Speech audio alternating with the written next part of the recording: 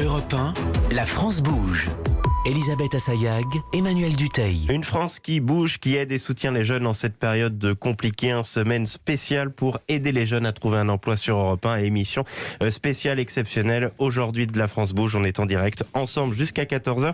Et avec Elisabeth, on reçoit Benoît Serre, le vice-président de l'Association nationale des directeurs des ressources humaines. Alors on l'a entendu, il y a un petit peu moins d'offres de la part des entreprises. Il y a beaucoup plus de candidats que si on n'était pas en période de crise.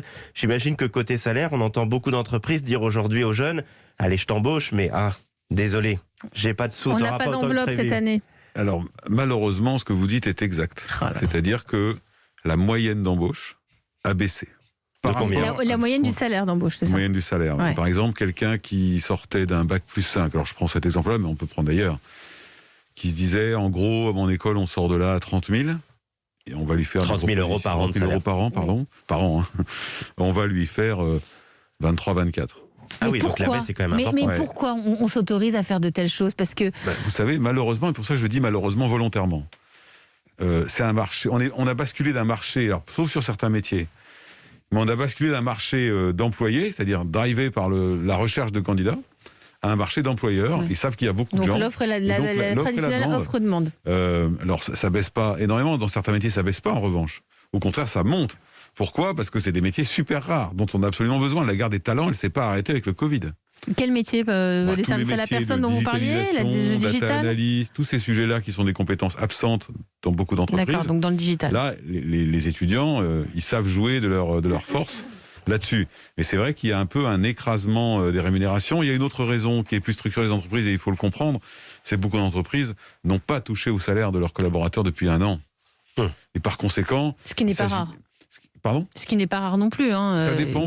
Souvent, on essaye de caler plus ou moins sur l'inflation. Elle est faible en France depuis quelques années, mais on arrive à peu près à le faire. Et ce qui fait qu'il y a eu comme une atomisation des salaires en France. Par conséquent, quand on recrute des gens, on est dans la même logique, quoi. Mais là, c'est vrai que la baisse est quand même assez notable. L'exemple que vous donnez de passer de 30 000 euros bruts par an à 23 000, c'est quand même une chute extrêmement conséquente. Oui, c'est vraiment conséquent. Et d'ailleurs, c'est difficile à expliquer, mais quand les jeunes que je rencontre, que j'en vois pas mal, je leur dis, ne vous bradez jamais.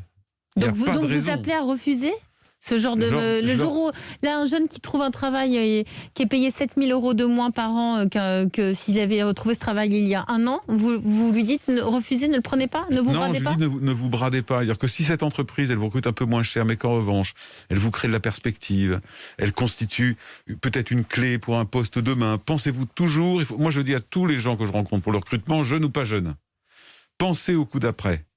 Voilà, parce que c'est ça l'important en fait. C'est ça l'important. L'important, c'est choper un poste. Une fois qu'on est dans la place. Mais si l'entreprise vous offre ça, sans vous donner de perspective, il faut peut-être le faire, mais il peut y avoir danger. Mais est-ce que le conseil, c'est pas aussi de leur dire, repoussez peut-être si vous pouvez, d'1 année votre entrée sur le marché du travail, soit refaire 1 année d'études, soit repartir travailler, par exemple pour le volontariat international pour les entreprises à l'étranger, soit peut-être monter sa boîte, tenter une autre aventure en attendant que ça se passe. Oui, mais ça, c'est effectivement ce qui se passe d'ailleurs. Quand vous discutez avec les patrons de grandes universités, ils vous disent, j'ai pas mal de jeunes qui se sont réinscrits, ils disent, de toute façon, comme je ne trouverai pas, autant me faire un diplôme de plus. Mais ça, c'est réservé un peu à ceux qui ont la chance d'être diplômés et qui peuvent s'offrir ce type de luxe. C'est pas forcément possible pour tout le monde. Je pense qu'il y a aussi une autre dimension qu'il faut pas mépriser du tout, c'est la mobilité géographique. Et on sait que ça, c'est un sujet pas évident pour les jeunes. On a beaucoup de jeunes qui veulent pas trop quitter la zone où ils se trouvent, au moins au début. Ça, je pense que c'est une erreur d'analyse. Donc il faut oser. C'est ce il faut oser bouger. Créer une boîte, pourquoi pas, mais déjà faire l'effort d'un mouvement géographique, je pense que c'est sans doute une des clés pour compenser la baisse des offres qui existent sur le marché. Alors,